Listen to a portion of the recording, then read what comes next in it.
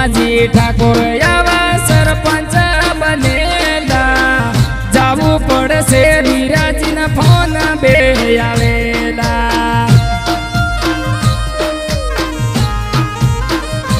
હો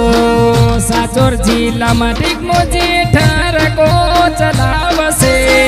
ખારવી ધોમ માતાના દર્શન જો કરશે માડબો વાળી ઠરકો જોન રાખશે દીન દયાળી દેવી કૃપા જોન રાખશે